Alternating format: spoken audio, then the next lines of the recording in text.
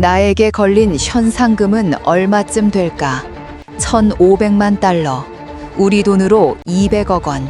이것은 영화 속 악당의 이야기가 아닙니다.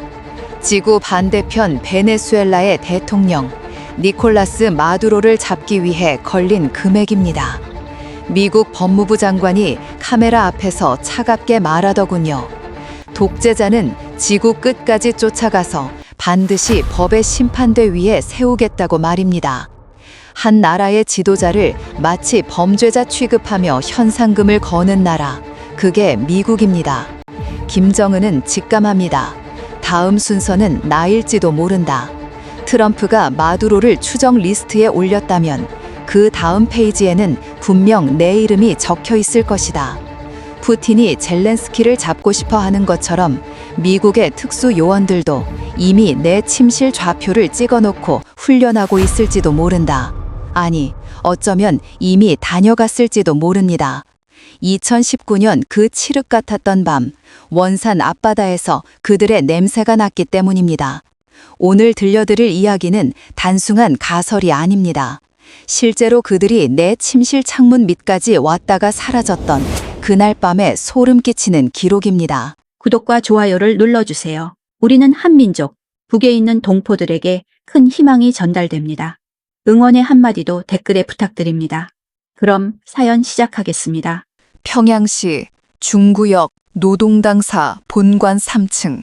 시계바늘은 이미 새벽 3시를 넘겼지만 집무실의 불빛은 오늘도 꺼질 줄을 모릅니다. 방안을 채우는 건 최고급 공기청정기가 돌아가는 낮은 기계음, 그리고 타들어가던 담배가 필터 끝까지 닿아내는 매캐한 연기뿐입니다. 김정은 위원장은 마른 침을 삼킵니다. 목구멍에서 쇠맛이 나는 것 같습니다. 잠을 잘 수가 없습니다.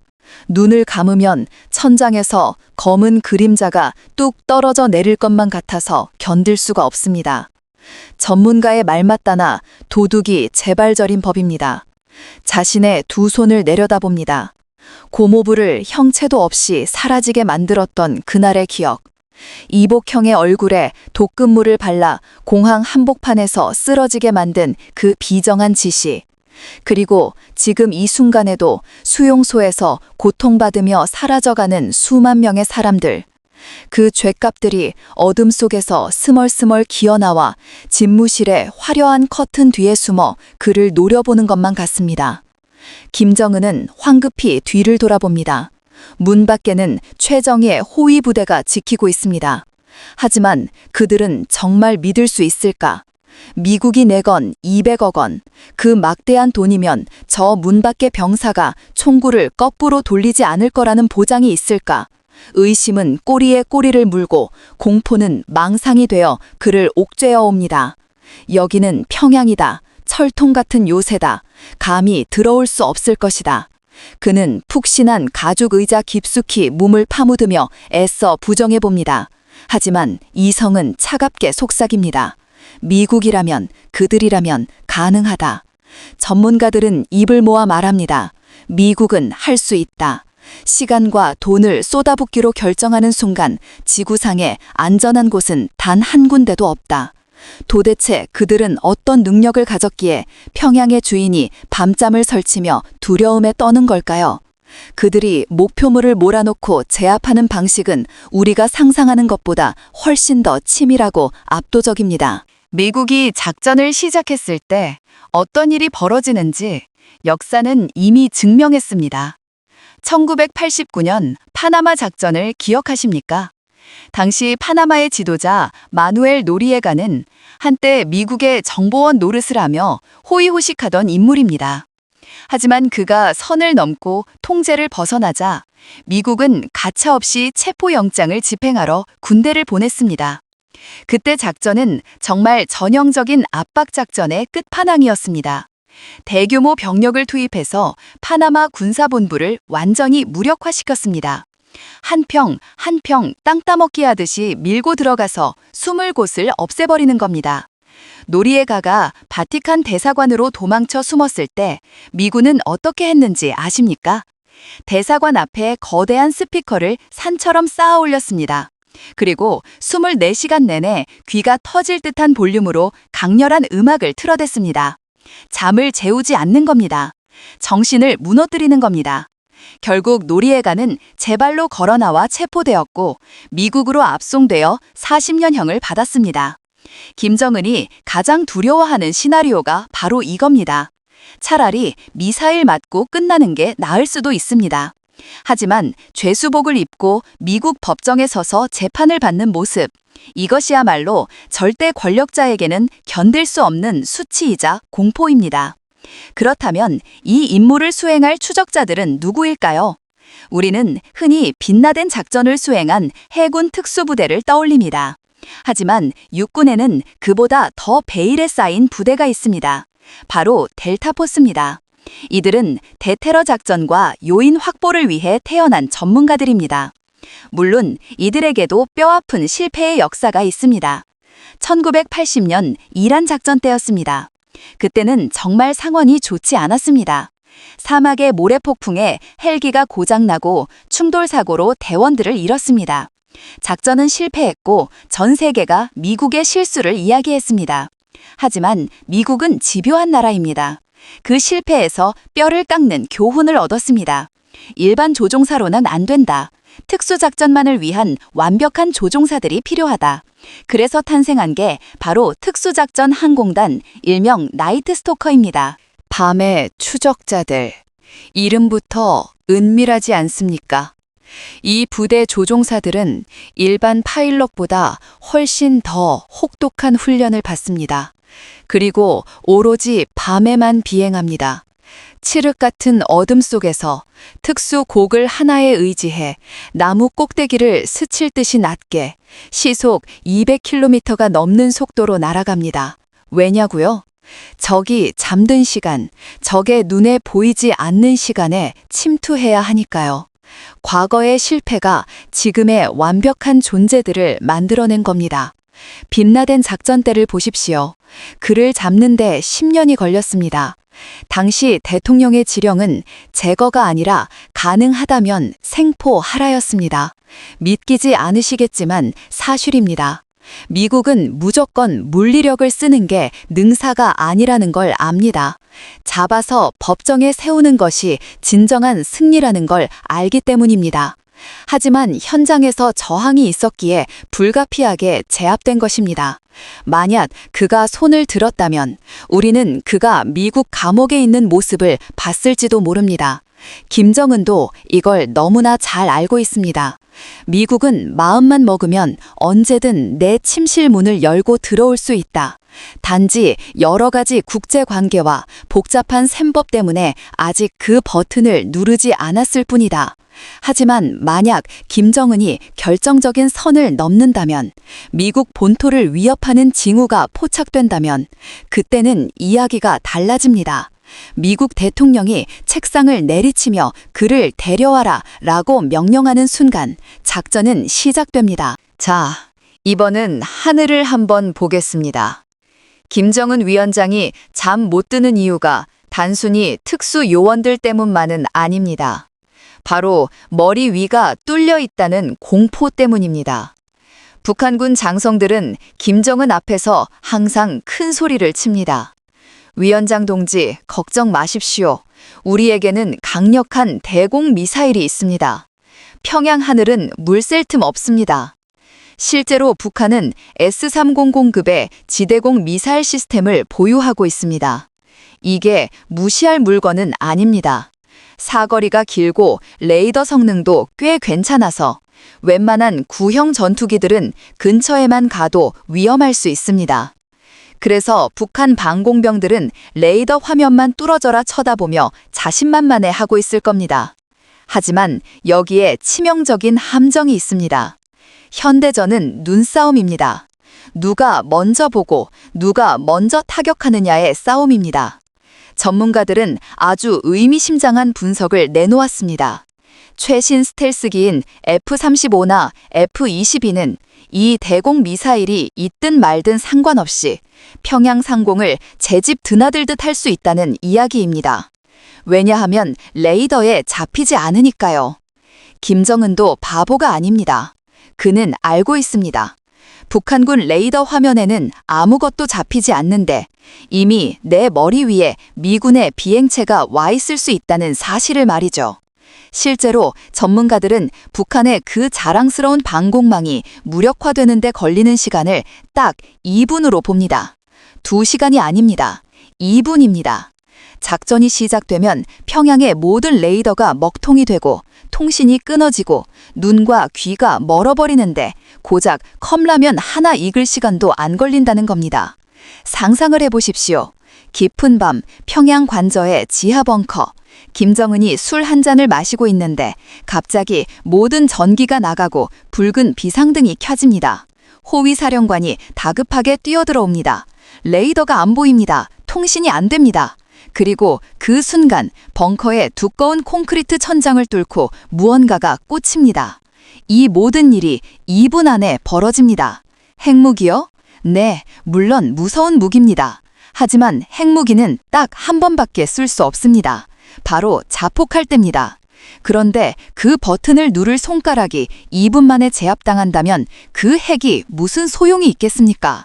그래서 김정은은 오늘도 평양의 밤하늘을 올려다보며 전율하는 겁니다. 저 캄캄한 어둠 속에 지금 보이지 않는 그들이 떠 있는 건 아닐까 하고 말이죠.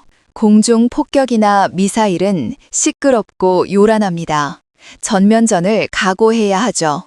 하지만 진짜 김정은 위원장을 떨게 만드는 건 소리 없이 다가오는 존재들입니다.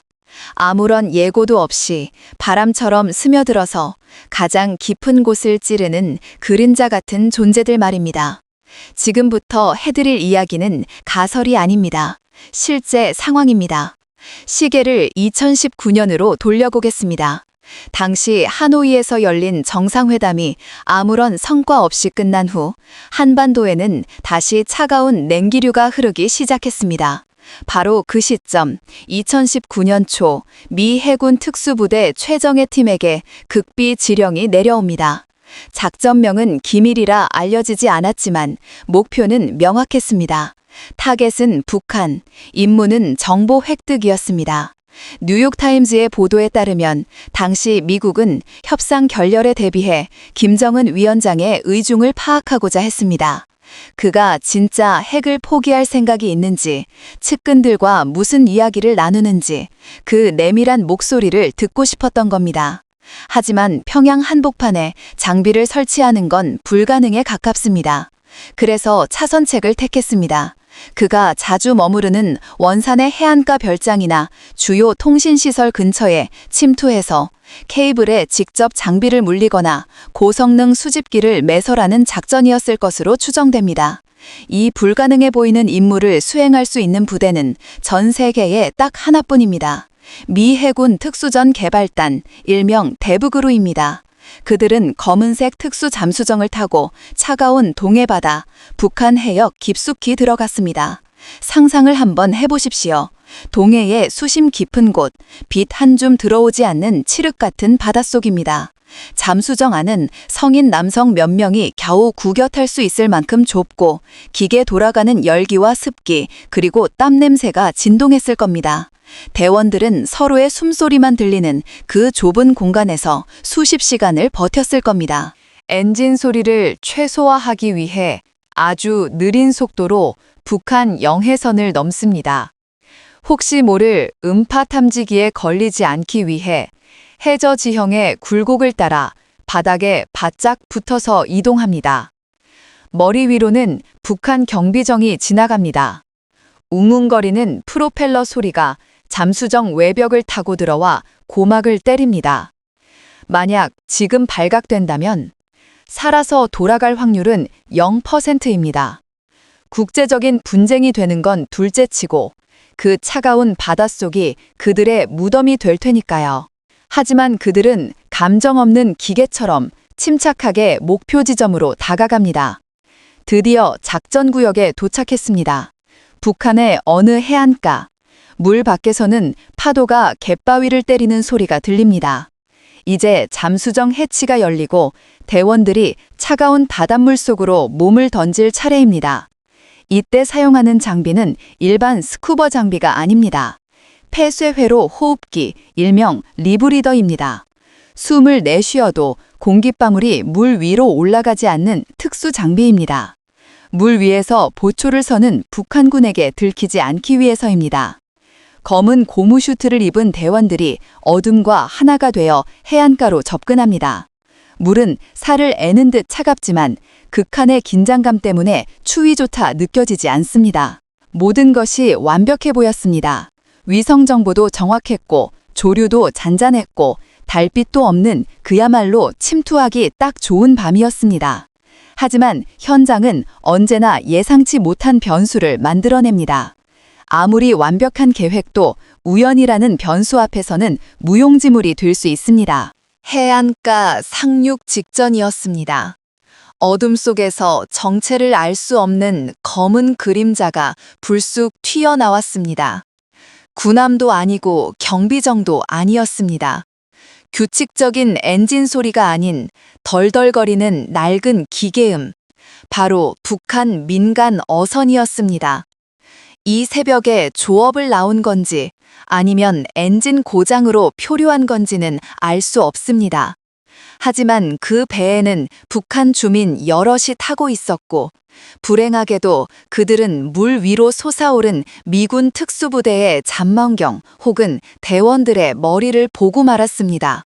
운명의 장난처럼 눈이 마주친 겁니다. 자, 여기서 딜레마가 생깁니다. 당신이 작전 팀장이라면 어떻게 하시겠습니까? 상대는 무장하지 않은 민간인입니다. 하지만 나는 지금 국가의 운명이 걸린 1급 기밀작전을 수행 중입니다. 만약 저들이 살아서 돌아가 보위부에 신고라도 한다면, 아니, 신고할 틈도 없을 지금 당장 소리라도 지른다면? 해안 초소에서 서치라이트가 켜질 것이고 곧이어 포탄이 쏟아질 겁니다. 대원들의 목숨뿐만 아니라 작전 자체가 노출되어 미국 정부는 감당하기 힘든 외교적 타격을 입게 됩니다. 선택의 시간은 짧았습니다. 아니, 선택의 여지가 없었을지도 모릅니다. 뉴욕타임스는 당시 상황을 아주 건조하게 보도했지만 그 행간에 숨겨진 진실은 비극적이었습니다.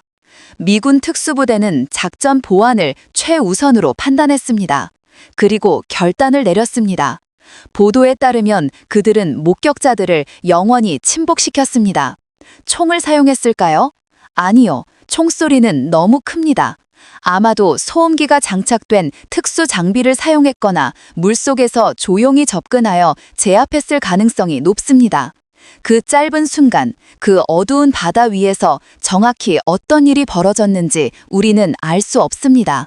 비명소리조차 파도 소리에 묻혔을 겁니다. 낡은 목선 위에는 비극의 흔적만이 남았고 영문도 모른 채 마주친 북한 어부들은 차가운 바다 깊은 곳으로 사라졌습니다. 이것이 특수작전의 비정한 현실입니다. 국가의 이익을 위해서는 때로는 감정을 지워야 하는 순간이 옵니다. 하지만 문제는 그 다음이었습니다. 목격자는 처리했지만 이미 상황은 통제를 벗어났습니다. 흔적이 남았습니다. 배가 발견되면 북한군이 비상을 걸 것이고 경계태세가 강화될 겁니다. 더 이상 은밀한 침투는 불가능했습니다. 결국 팀장은 작전 중단을 선언합니다. Abort, abort, 작전 중지, 전원 복귀한다. 그들은 빈 배를 어둠 속에 남겨둔 채 다시 차가운 바닷속으로 사라졌습니다. 자신들이 타고 온 잠수함으로 돌아가기 위해서 말이죠. 돌아가는 길, 그 좁은 잠수정 안의 공기는 들어올 때보다 훨씬 더 무거웠을 겁니다. 그날 밤 원산 앞바다에서 벌어진 이 사건은 아무도 모르게 묻히는 듯했습니다. 북한 당국은 다음 날 발견된 빈 배를 보며 단순한 해상 사고나 실종으로 처리했을지도 모릅니다. 하지만 이 사건이 뉴욕타임스 보도를 통해 세상에 알려졌을 때 가장 충격을 받은 사람은 누구였을까요? 바로 평양의 김정은이었습니다. 그는 보고를 받고 전율했을 겁니다. 내 머리맡까지 내 침실 창문 바로 아래까지 그들이 왔었구나. 그날 밤 그 우연한 만남이 아니었다면 놈들은 내 방에 도청기를 설치했을 것이고 어쩌면 나를 노렸을 수도 있었겠구나. 김정은은 깨달았을 겁니다. 자신이 지금 무사한 건 자신의 방어망이 튼튼해서가 아니라 단지 운이 좋았기 때문이라는 사실을 말이죠. 그리고 미국이라는 상대는 목적을 달성하기 위해서라면 어떤 장애물도 망설임 없이 제거할 수 있는 냉혹한 상대라는 사실도 뼈저리게 느꼈을 겁니다. 하지만 김정은 위원장이 물속만 경계하고 있을까요? 아닙니다.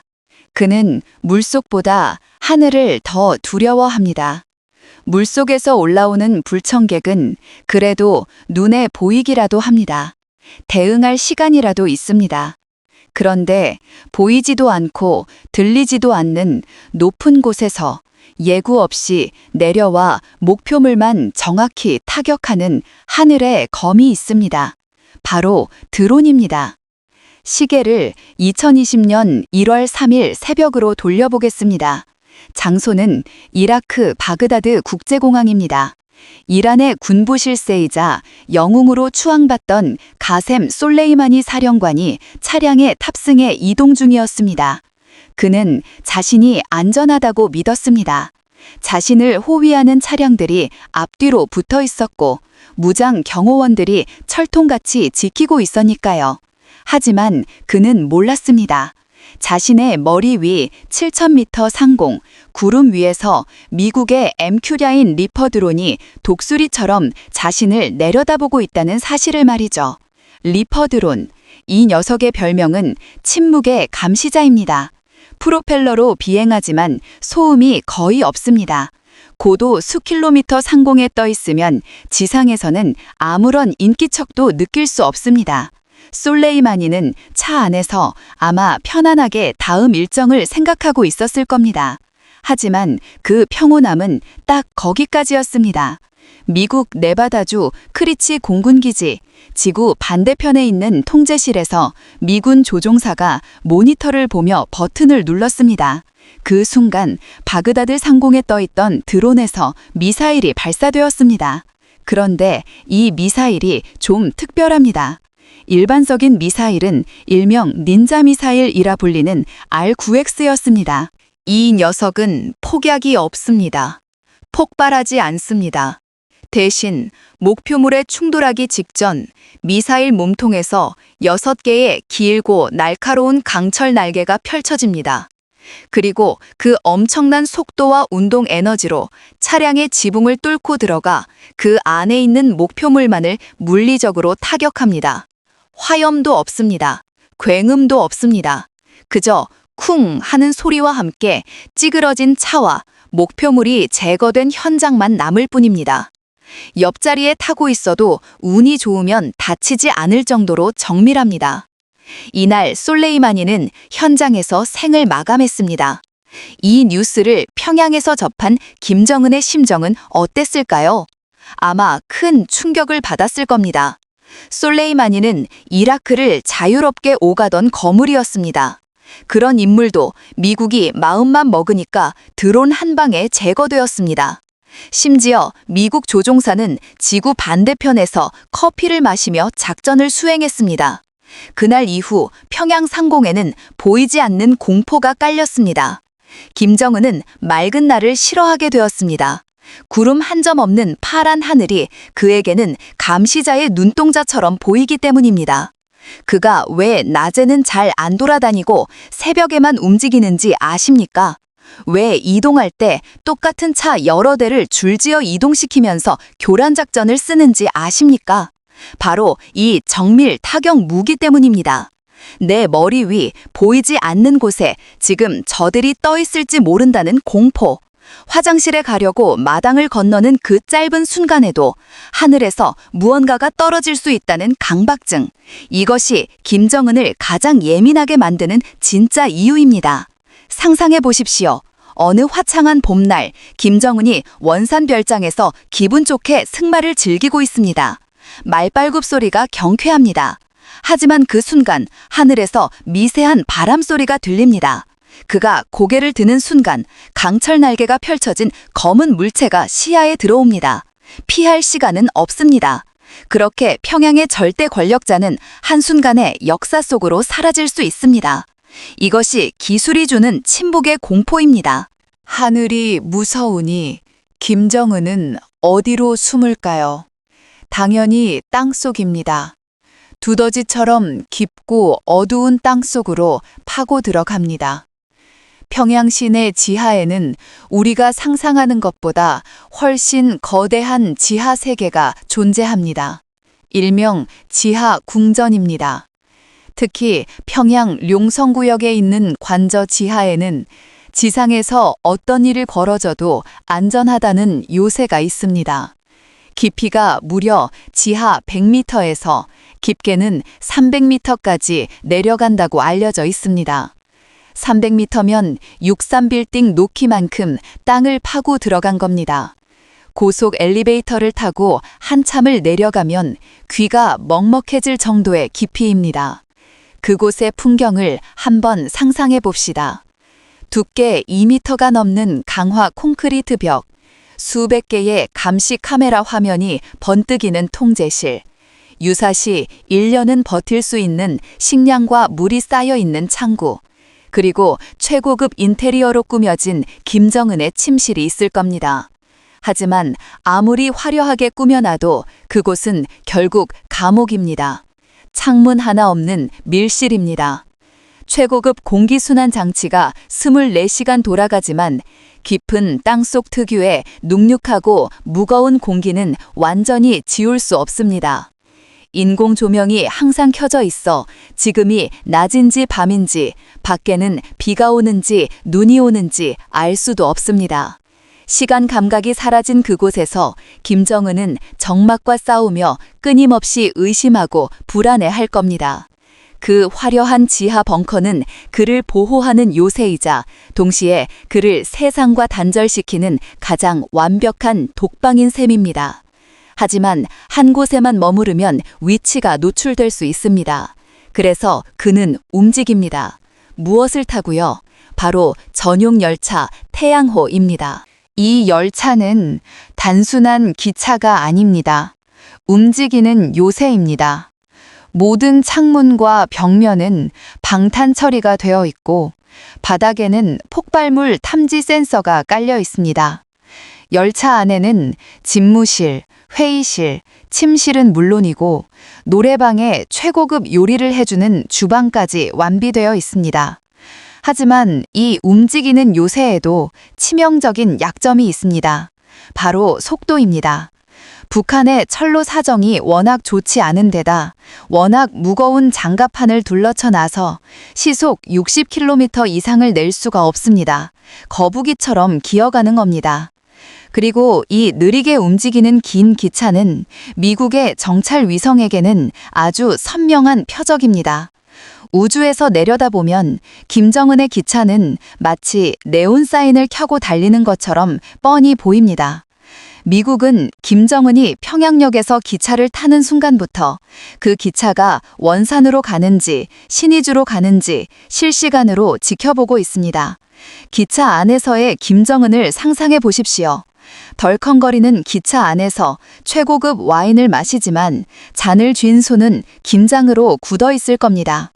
두꺼운 커튼을 살짝 걷어 창밖을 내다봐도 보이는 건 칠흑 같은 어둠과 앙상하게 마른 북한의 산야뿐입니다. 지나가는 간이 역마다 휑한 눈으로 기차를 바라보는 굶주린 인민들의 시선이 느껴질 겁니다. 그는 황급히 커튼을 칩니다.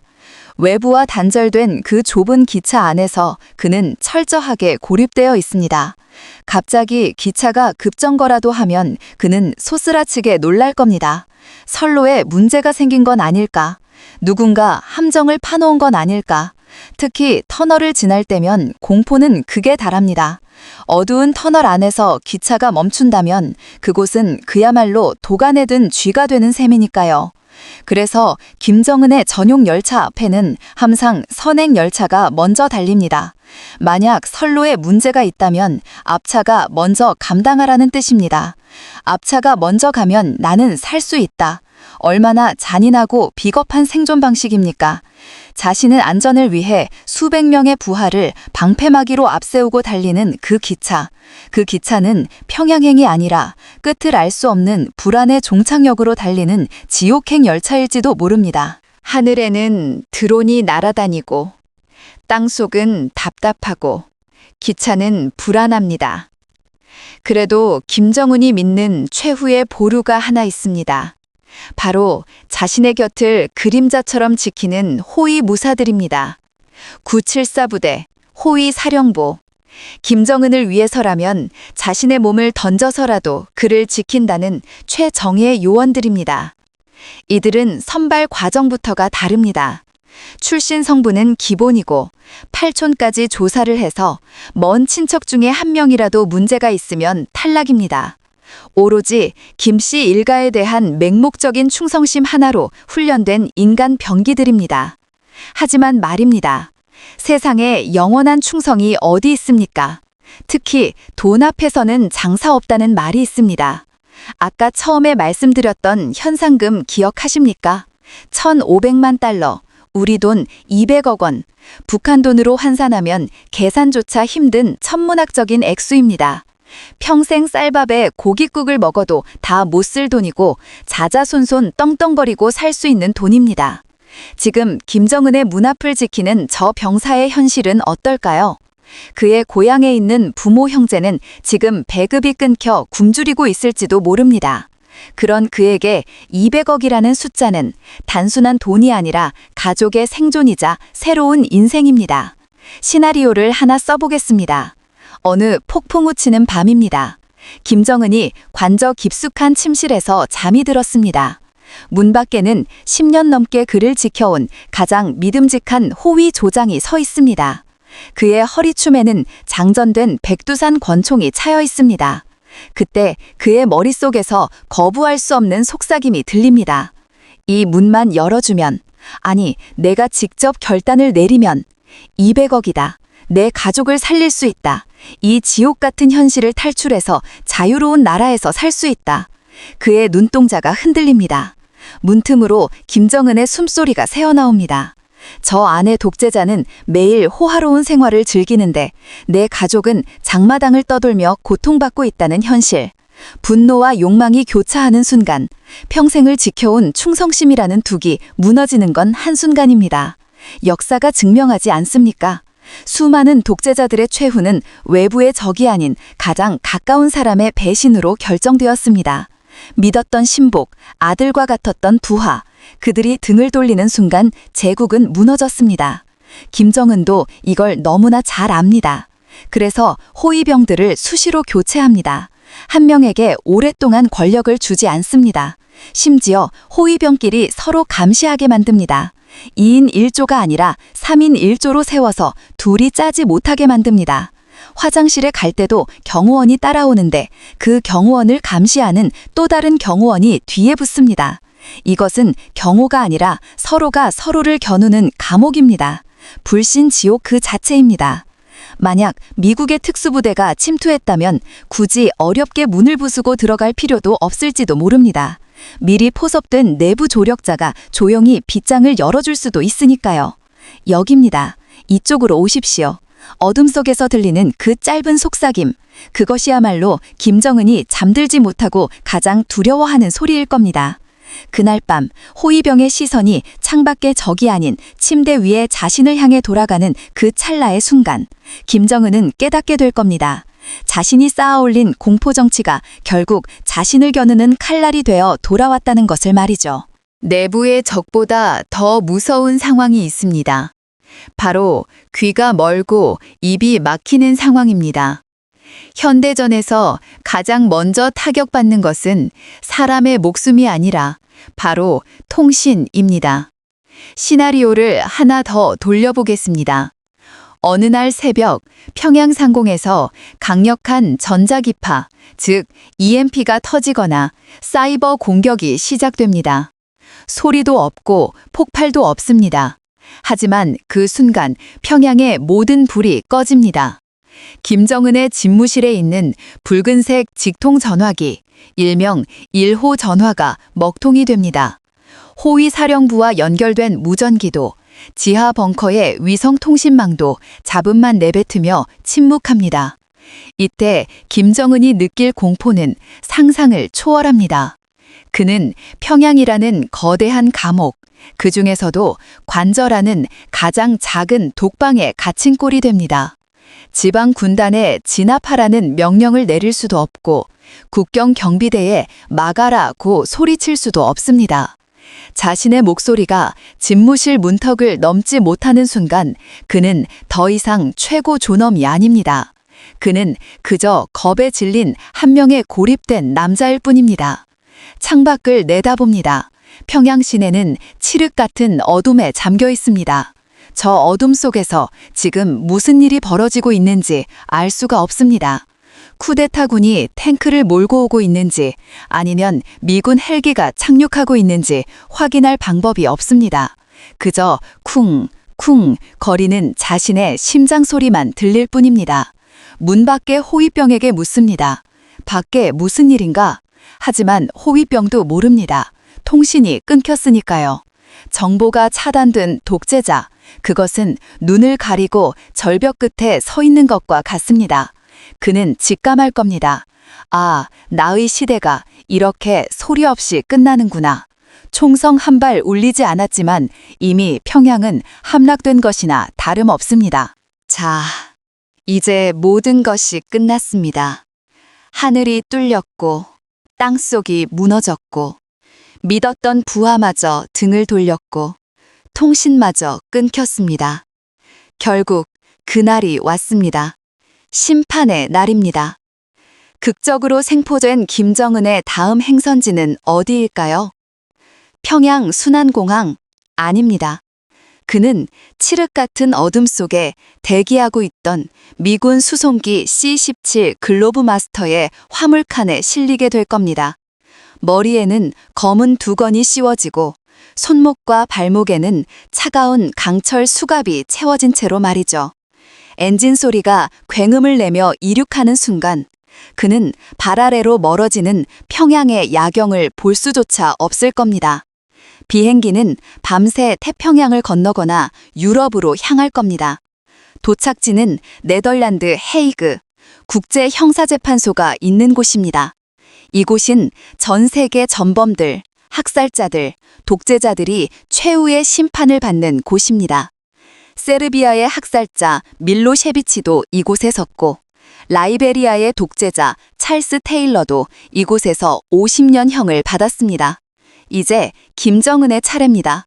상상해 보십시오. 전 세계 뉴스 채널이 생중계를 하고 있습니다. 헤이그 법정 앞에는 수천 명의 기자들이 카메라 플래시를 터뜨립니다. 호송차 문이 열리고 김정은이 걸어 나옵니다. 우리가 알던 그 거만한 모습이 아닙니다. 최고급 인민복 대신 헐렁하고 초라한 주황색 죄수복을 입고 있습니다. 번쩍이던 명품 시계는 사라지고 손목에는 죄수 번호가 적힌 플라스틱 팔찌가 채워져 있습니다. 살은 쪽 빠져 있고 눈은 퀭하고 수염은 덥수룩합니다. 천하를 호령하던 최고 존엄의 위엄은 온데간데 없고 겁에 질린 한 명의 중년 범죄자만 있을 뿐입니다. 법정에 들어섭니다. 판사가 묻습니다. 피고인 김정은, 당신은 자국민 수백만 명을 굶주리게 하고 고문하고 탄압한 반인도적 범죄 혐의를 인정합니까? 그 순간 방청석에 앉아있던 탈북민들이 울분을 터뜨릴 겁니다. 내 가족을 돌려줘라. 우리의 고통을 아느냐. 그들의 절규가 법정을 가득 메웁니다. 김정은은 고개를 들 수 없을 겁니다. 통역기를 낀 채 파르르 떨고 있는 그의 모습이 위성을 타고 전 세계로 그리고 북한 내부로 송출됩니다. 북한 주민들도 장마당에서 몰래 들여온 USB로 알판으로 이 장면을 목격하게 될 겁니다. 그들이 신처럼 떠받들던 장군님이 사실은 저렇게 초라하고 비겁한 인간이었다는 걸 깨닫는 순간 북한 체제는 모래성처럼 무너져 내릴 겁니다. 재판은 길지 않을 겁니다. 증거는 차고 넘치니까요. 수용소 위성사진, 탈북자들의 증언, 처형된 사람들의 기록. 판사가 판결봉을 들어 올립니다. 탕, 탕, 탕. 피고인 김정은에게 가석방 없는 무기징역을 선고한다. 그것으로 끝입니다. 그는 화려한 평양 관저가 아닌 차가운 독방으로 끌려갑니다. 그곳에는 꼬냑도 없고 벤츠도 없고 기쁨조도 없습니다.